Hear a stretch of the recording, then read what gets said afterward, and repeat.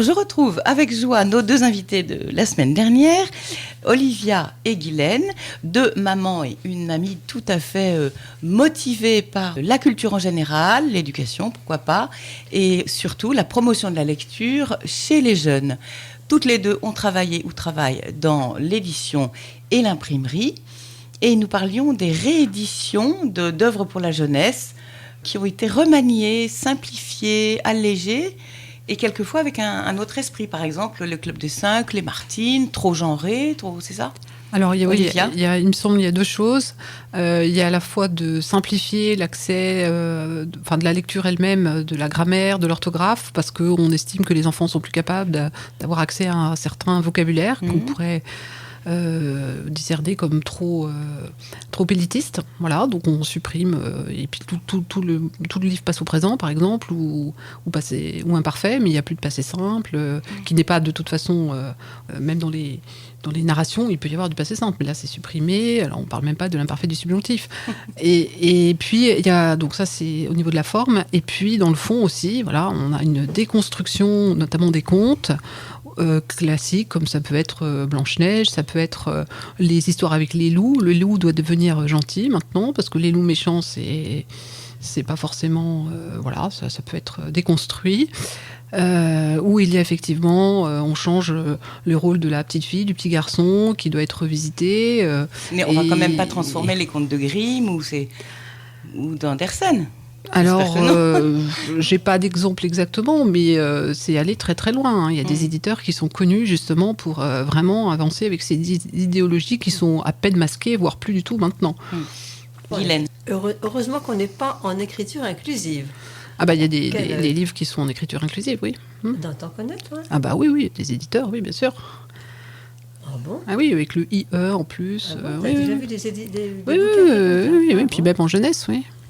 Alors ça complique encore plus les choses. Si déjà on n'est pas très au courant du genre et du nombre, c'est difficile. Notre langue qui était parlée au bout du monde, je trouve qu'elle est vraiment malmenée. Mais c'est possible que ça ne dure qu'un temps. Ah bah l'anglais va envahir...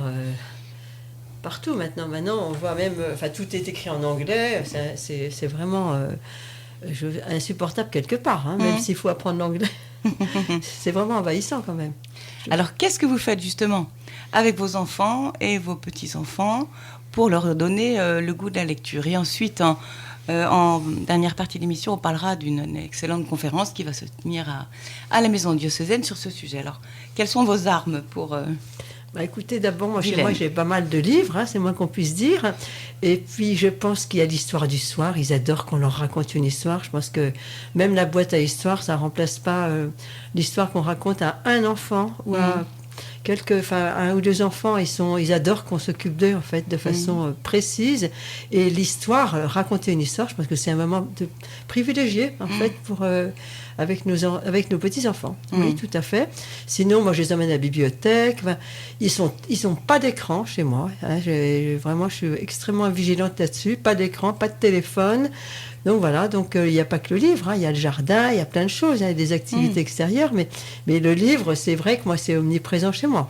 De quel âge à quel âge vous leur racontez une histoire ? Ah, tant qu'ils sont demandeurs, hein. Il n'y a pas d'âge. Moi, c'est 14 ans, quelquefois, ou 12 ans. Incroyable.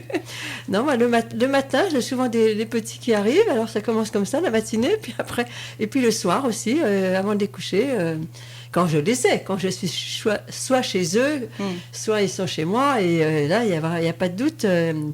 Les histoires, c'est incontournable. Et ceux qui savent lire, ils disent Non, ils aiment bien. D'une manière autonome. Ils aiment bien vous écouter aussi. Oui, ils aiment bien. Je pense que c'est un moment privilégié qu'on a avec eux, en fait. La lecture, les histoires, c'est intemporel. Et puis, il y a une voix. Quand on lit tout seul, on lit le texte, mais il y a la puissance de la voix aussi.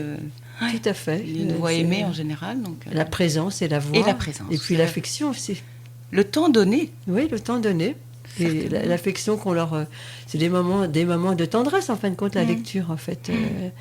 Chez moi, je pense que j'ai des livres sans problème, hein, je pense. Enfin, j'essaye, mais je suis très vigilante quand même, parce que mes enfants sont très soucieux quand même de la qualité de la lecture aussi. Hein. C'est un problème quand même qui est vraiment prégnant chez eux. Ils sont très inquiets quand même à l'évolution de la société, c'est sûr. Hein.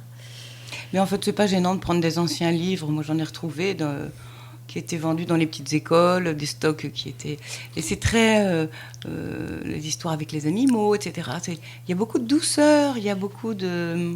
Oui, exactement. Alors, voilà, on peut tomber sur les Anglais. Il y a les Beatrix Potter avec les petits lapins là qui sont charmants. Oui. Et puis alors aussi, il n'y a pas que des anciens livres. C'est que là, il y a quand même un mouvement assez. J'ai cru voir ça dans des éditeurs qui se mettent à rééditer des livres des fin 19e, début 20e, qui étaient notamment des Anglais. Alors c'est vrai que j'ai une particulière affection pour la littérature anglaise, notamment. Et là, par exemple. J'avais deux filles, la dernière, la petite devait avoir 6 ans et l'aînée devait avoir 8-9 ans. Et je leur ai trouvé un livre que moi-même j'avais jamais lu étant ado ou enfant. Ça s'appelait Pollyanna. Je ne connaissais pas. Le secret de Pollyanna. C'est magnifique. Ça a été écrit en 1912. Et c'était réédité par un éditeur qui a mis ça sur le marché. Donc on l'a retrouvé en livre neuf. Moi, je suis tombée dessus chez Noz complètement par hasard.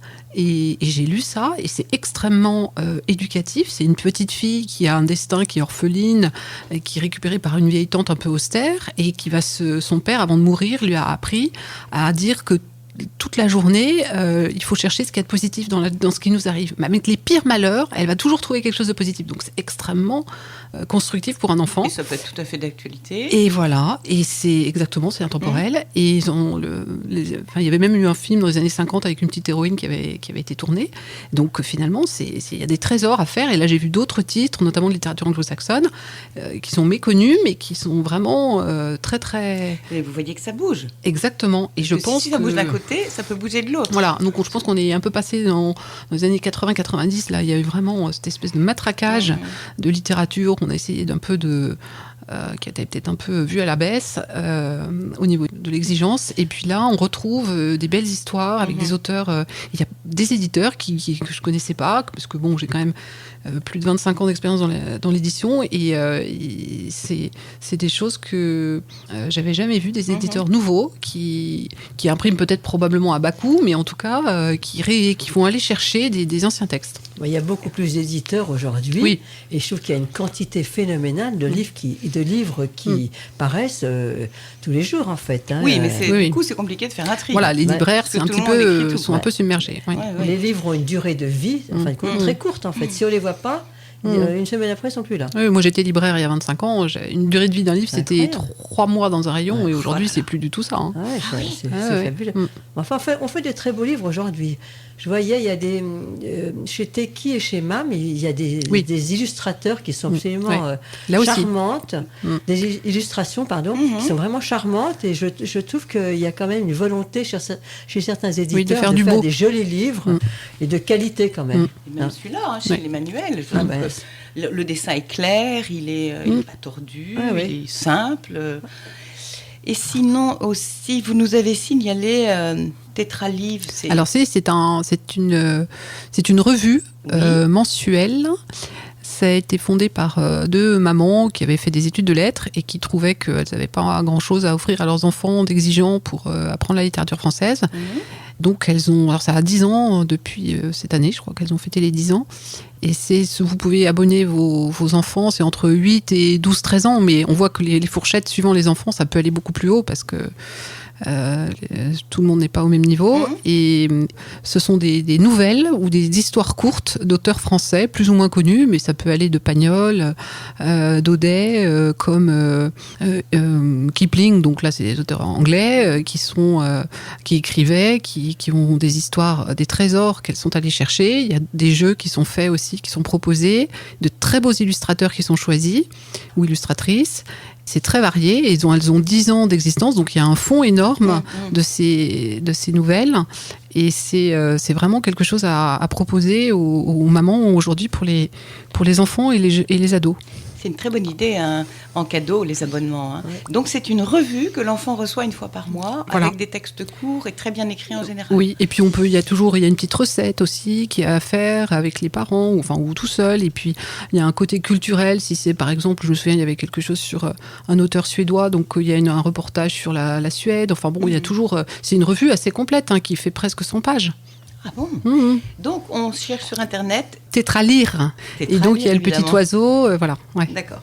Et donc, on aura tous les renseignements. de redécouverte, enfin, de oui, grands du patrimoine. auteurs. Voilà, c'est pas seulement français. Du patrimoine littéraire. Elle brosse en toute bonne littérature est mise en valeur. Et alors sur ce thème donc de donner le goût de la lecture aux enfants, vous connaissez Valérie Daubigné qui va venir faire une conférence sur ce sujet. Tout à fait. Elle a écrit des livres elle-même. Donc elle vient à la Maison diocésaine le mardi 29 avril, 20h30. Oui, 20h30. Le mardi 29 avril à 20h30. Ouais. Donc, est-ce qu'il y aura un échange après, peut-être avec les auditeurs ou les personnes présentes ? Oui, je pense que les questions pourront être posées. Madame Daubigné a l'habitude de faire beaucoup de conférences. Elle est aussi formée sur apprendre à voir. L'éducation au beau, en fin de compte, la beauté. Oui, c'est intéressant aussi, ça. Non, c'est vraiment quelqu'un de très complet et qui est vraiment persuadée et persuasive. Et elle va passer la main là, mais elle était à la tête d'un site internet qui s'appelait 1, 2, 3 loisirs, qui existe depuis les années 2000, je crois, et elle avait repris en 2014.